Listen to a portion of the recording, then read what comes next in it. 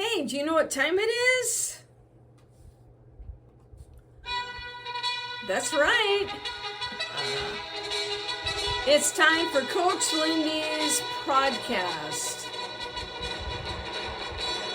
The podcast to get you moving. Hi, I'm Lindy Hutchinson, a certified life mastery consultant with the Brave Thinking Institute. As a life coach, I help others transform their life as I have mine. It's not easy, but it is possible, and it most certainly is worth it. Each week, I'll share insights that inform, inspire, and ignite in you your desire to create a life that you love. So let's find out what's going on this week.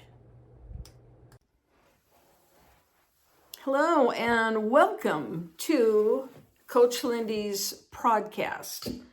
It's great to be with you again. And today, we're going to talk about something you probably remember hearing in the news actually quite a few years ago, but the date April 26, 2003 changed one man's life forever, and that man's name was Aron Ralston. Aron Ralston will be our cautionary tale for today, and also a tale of a survivor. You may or may not remember hearing about Aron.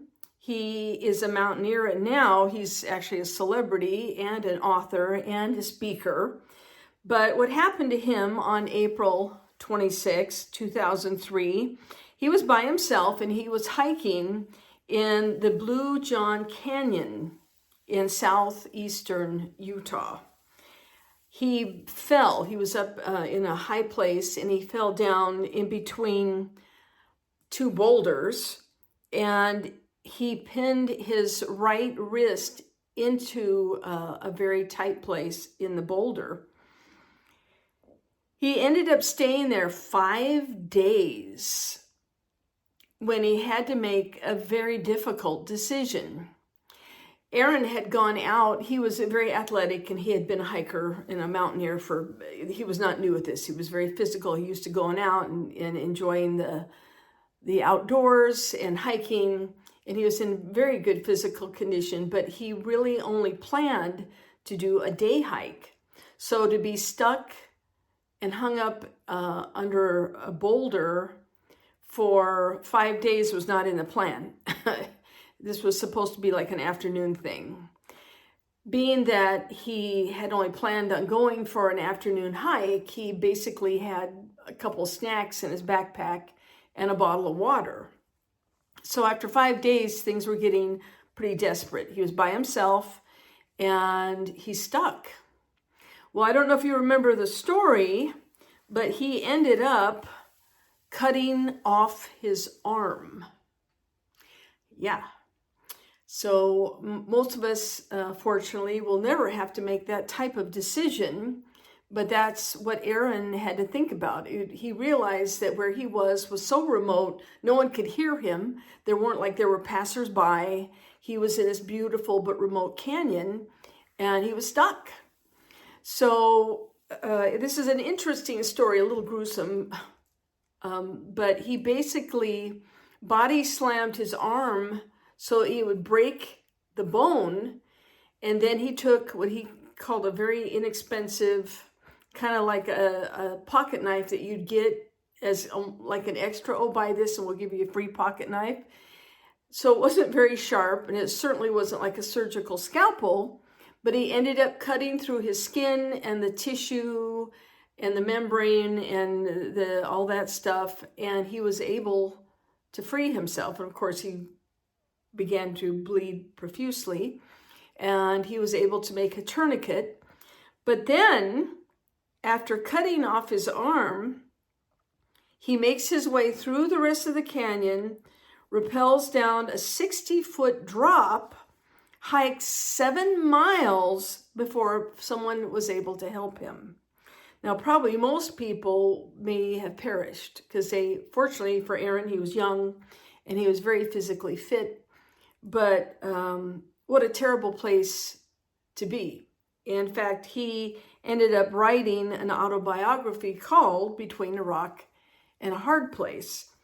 And then there's also a movie called 127 Hours. And it became actually won a bunch of awards. So what can we learn from Aron? Well, first of all, if you were to read his book or watch his movies, it is interesting. And to see how he stayed alive is amazing. And the fact that even after he cut off his arms and he was horribly dehydrated, and of course he was hungry, he was exhausted, he still rappelled 65 feet and hiked 7 miles until he got help. So I would imagine for most people that would have spelled the end of their life. They would have not made it. So this week, my power word of the week is prepare. Again, you and I most likely will never, thank God, have to deal with a decision or a situation like this. Now, to be fair, Aron didn't tell anyone where he was going, and he didn't have any equipment where he could radio or somehow do like an alarm, anyway, he didn't have anything to let someone know where he was at. So unfortunately, some of this is on him. Now, as it turns out today, Aron, that was in 2003 when that happened. Aron wrote his book, and then he's on the speaking circuit. A movie, as I mentioned, was made about him. So he's turned into a celebrity, and he has been able to create a new life. He still hikes and he climbs, so at least he can do the thing that he loved. But you and I, we want to take this example, though we wish Mr. Aron all the best. We want to learn from this not so good adventure, and that is prepare. If we have a sense of preparedness, I don't mean about being paranoid or worried or being terrified, but having literally and psychologically preparedness for different situations that could spare us from getting into a really bad situation like Aron experienced and was very fortunate to survive. So if you have time, I would Google Aron Ralston.